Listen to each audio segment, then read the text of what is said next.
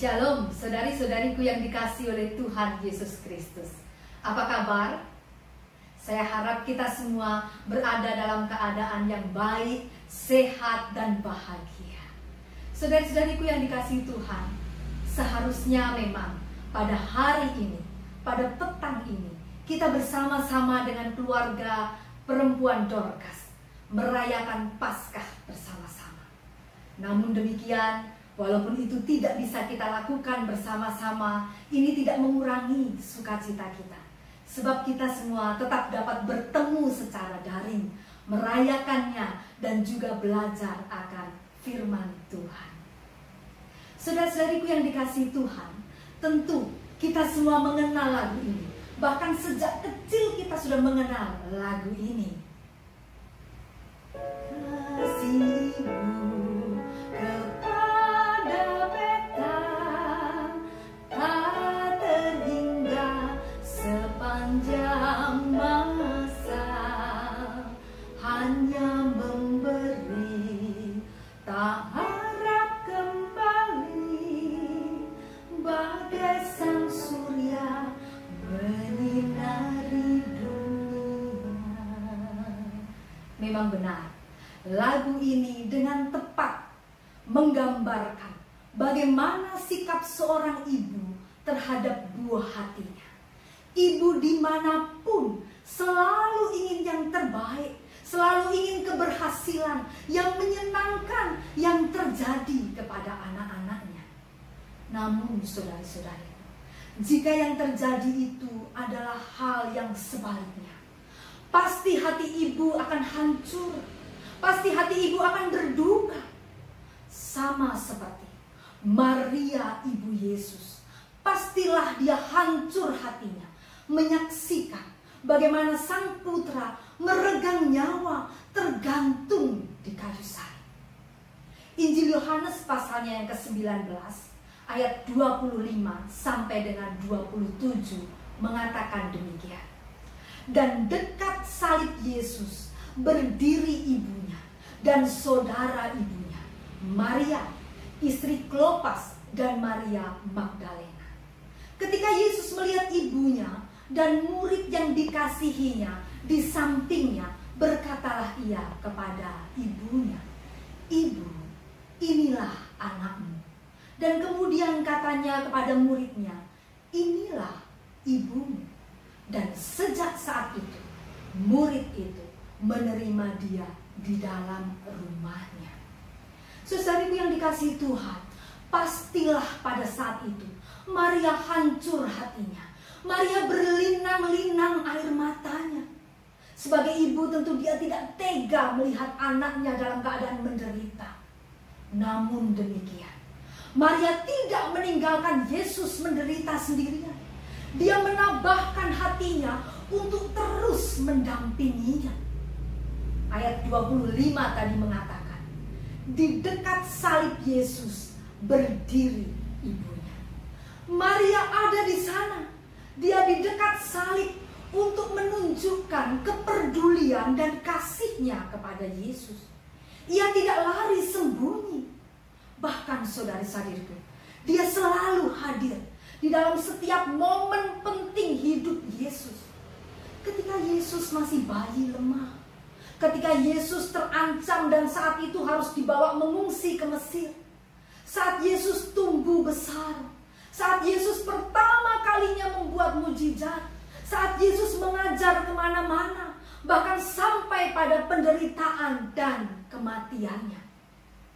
Injil Lukas pasal 23 dan juga Injil-Injil yang lain khususnya mencatat di situ bahwa bersama-sama dengan para perempuan lain, Maria terus hadir saat merawat jenazah Yesus, saat penguburannya, dan bahkan pagi-pagi benar ketika Yesus bangkit di hari itu.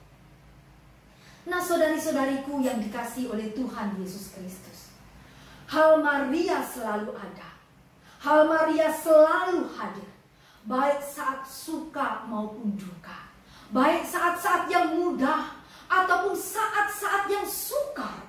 Itu adalah tanda bahwa Maria adalah pendukung utama Yesus.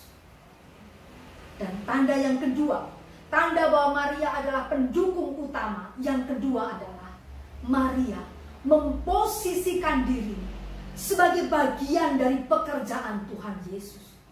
Dia bukan penonton, dia bukan hanya pendengar, dia bukan hanya pengikut, tetapi Maria tahu bahwa dia adalah bagian dari misi Tuhan Yesus. Oleh sebab itu, Maria turut bekerja, Maria turut berkarya.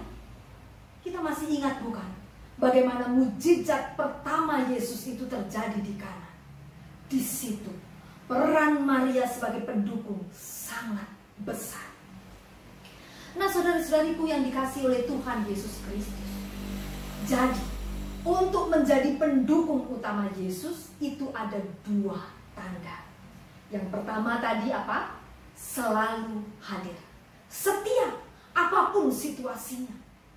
Lalu yang kedua, giat bekerja. Memposisikan diri itu bukan sebagai penonton, bukan pendengar, tetapi turut bekerja sebagai rekan sekerja Yesus. Dan bahkan sampai pada masa kini pun, saudari-saudariku, kita pun juga tetap dapat menjadi pendukung utama Yesus. Maria telah meletakkan dasar pijakan buat kita semua, kaum perempuan di zaman sekarang ini, untuk tetap dapat menjadi pendukung utama Yesus. Kendati kita tidak dapat bersekutu seperti biasa, tetapi toh kita tidak kehilangan semangat untuk terus berdekat dengan Yesus, bersekutu secara pribadi, beribadah secara daring, beribadah di dalam keluarga. Pendek kata, ada banyak cara untuk tetap terkoneksi dengan Tuhan Yesus. Dan juga saudara-saudariku, di masa pandemi COVID-19 yang membuat kehidupan ini menjadi semakin sukar, justru disitulah sikap kita sebagai pendukung utama Yesus harus nampak. Kita meneruskan pekerjaan Tuhan Yesus. Kita membawa shalom, sejahtera melalui karya-karya kita, melalui kasih kita yang kita sebarkan pada sesama. Oleh karena itu, saudari-saudariku, menjadi pesan Paskah buat kita semua, kaum perempuan, Komisi Perempuan Dorcas. Mari giat bekerja. Mari tunjukkan kita sebagai pendukung utama Tuhan Yesus di masa kini. Sungguh, banyak tangan dibutuhkan dalam dunia kita yang sedang menderita. Mari berkarya, terus berkarya. Tuhan memberkati. Mari kita berdoa. Tuhan Allah Bapa kami, Tuhan yang kami peringati kebangkitannya hari Paskah. Kami sungguh bersyukur karena di tengah-tengah peristiwa Paskah, pengalaman Paskah, kami boleh melihat contoh dari Ibu Tuhan Yesus, dari Maria, yang menunjukkan tanda-tanda bahwa ia adalah pendukung utama Yesus, dengan selalu hadir, bahkan dengan turut bekerja. Kami pun rindu Tuhan untuk mewarisi semangat yang sama, bahwa di masa kini pun, di tengah-tengah situasi kami, tekanan dan kesukaran, kami tetap ingin memiliki semangat untuk selalu dekat dengan Yesus, bersekutu, selalu hadir di hadapan-Mu. Tetapi selain itu, kami juga rindu untuk kami menyatakan ikut bekerja di tengah-tengah dunia, di tengah-tengah tantangan zaman, tantangan kesukaran saat ini. Mari Tuhan, pimpin kami semua, supaya kami mewarisi tanda-tanda ini, menjadi pendukung utama Kristus. Terpujilah nama-Mu ya Tuhan.